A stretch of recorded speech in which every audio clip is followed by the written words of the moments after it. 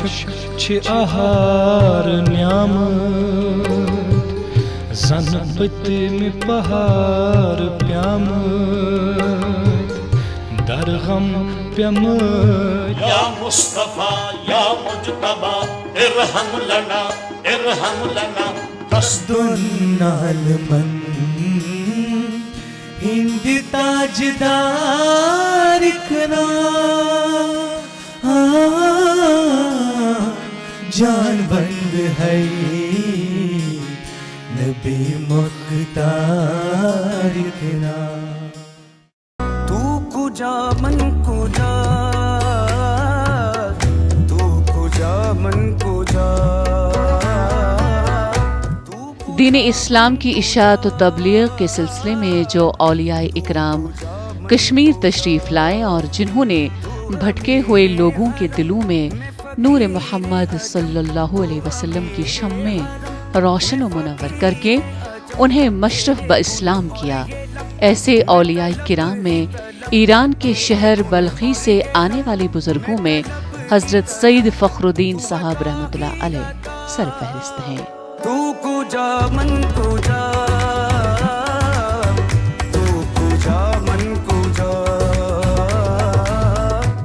آپ رحمۃ اللہ علیہ کی زیارت گاہ جنوبی ضلع پلوامہ میں واقع ہے۔ آپ نے ولی کامل حضرت سید سمنانی رحمۃ اللہ علیہ سے تعلیم حاصل کی اور ان کی ہی شاگردی میں تبلیغ اسلام کے لیے اپنی ناقابل فراموش خدمات انجام دی۔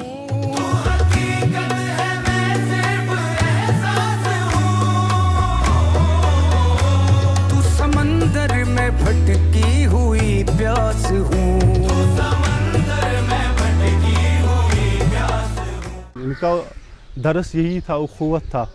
وہ کہتے ہیں نا، علامہ اقبال نے کہا ہے ہوس نے ٹکڑے ٹکڑے کیا ہے نوح انسان کو، اخوت کا بیاں ہو جا محبت کی زباں ہو جا، یہ ہندی وہ خروسانی یہ افغانی وہ تورانی، تو یہ شرمندہ ہے سائل اس سے بے کراں اچھل کر بے کراں ہو جا۔ انہوں نے مطلب اخوت کا درس دیا تھا۔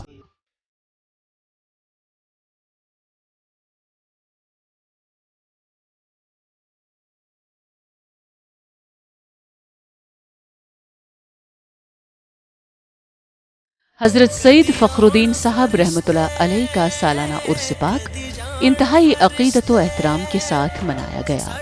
اس سلسلے کی سب سے بڑی تقریب آپ رحمۃ اللہ علیہ کی زیارت گاہ واقع جنوبی ضلع پلوامہ میں منعقد ہوئی، جس دوران مرد و زن کی ایک خاصی تعداد نے یہاں حاضری دی اور آپ کے تئیں خراج پیش کیا۔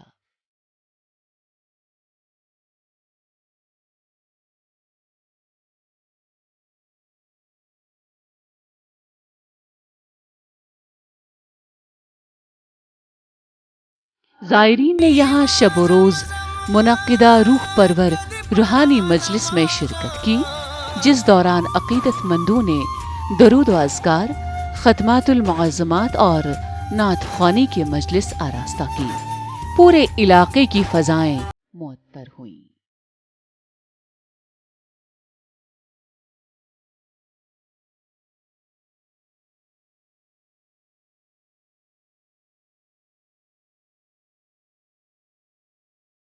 وادی کشمیر میں انہی بزرگوں کی وجہ سے آج ہم آپس میں بھائی چارگی سیکھ رہے ہیں کہ ان لوگوں نے اخوت اور بھائی چارگی کا سبق دیا ہے، اور ساتھ ساتھ میں اسلام کی جو انہوں نے خدمات دیے ہیں وہ ناقابل فراموش ہیں۔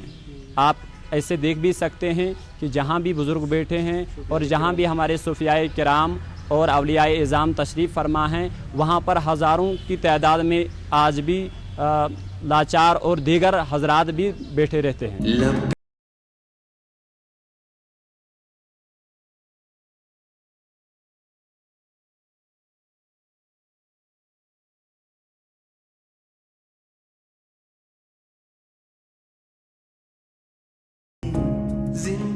وادی کشمیر کو پرور یعنی ریشیوں کی وادی کا خطاب بھی حاصل ہے۔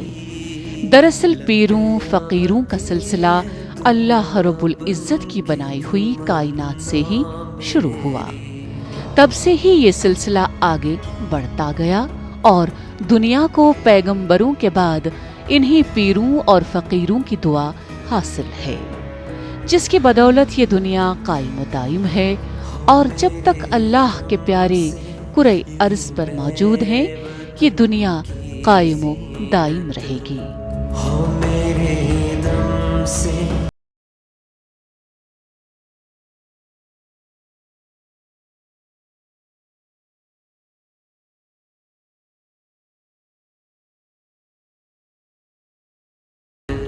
हमारी वादी कश्मीर में कुछ ऐसे ही औलियाए अल्लाह, सूफी बुजुर्गों और बुजुर्गान दीन गुजरे हैं। इन बरगुजीदा हस्तियों की बदौलत कश्मीर का चप्पा चप्पा इस्लाम के नूर से मुनव्वर हुआ, बल्कि इनकी अता की हुई तालीमात से यहाँ मजहबी हम आहंगी, रवादारी, भाईचारा, अखवत और इत्तेहाद बाहम बका का वजूद हुआ, जिसकी मिसाल शायद ही किसी और खित्ते में मिले। ये सूफियत और कश्मीरियत ही है जिसने यहाँ बसने वाले हर मज़ाहिब के लोगों को एक दूसरे का दुख सुख बांटने का मौका अता किया।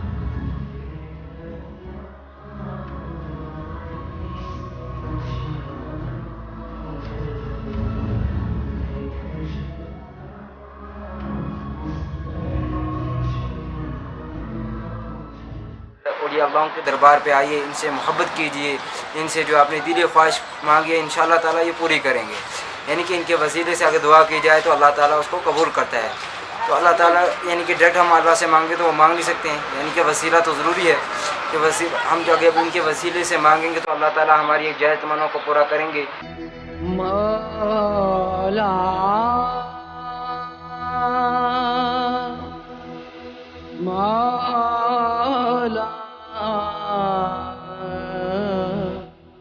आज मौशरे को एक बार फिर इसी तसव्वुफ की जरूरत है, इसलिए तसव्वुफ को पढ़ना, समझना और सूफिया की तालीमात पर अमल करना समाज में फिरकावाराना हम आहंगी को बरकरार रखने के लिए निहायत जरूरी है।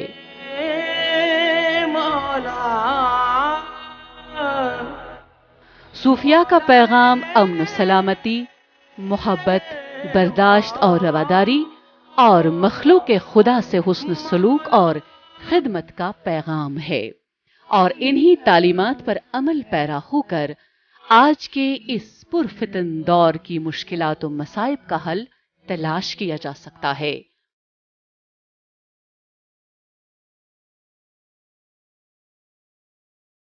सूफिया का तरीका तबलीग इरशाद सुन्नत व इखलाक नबवी सल्लल्लाहु अलैहि वसल्लम को मुकम्मल तौर पर अपनाने की वजह से मखलूक पर असरअंदाज होता है।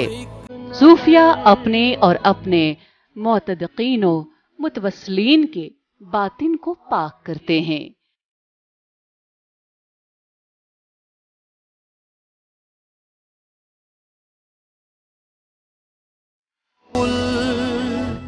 नफ्स की पैरवी से निजात हासिल करके खुद को अल्लाह रब्बुल आलमीन की इताअत व फर्मा बरदारी का पैकर बनाते हैं, और ये सिर्फ सुन्नत रिसालत माब सल्लल्लाहु अलैहि वसल्लम की मुकम्मल पैरवी और उतबाए कामिल से ही मुमकिन है। आलमगीर वबाह में सूफिया की तालीमात और पैगाम इंसानियत के लिए मशअल राह है।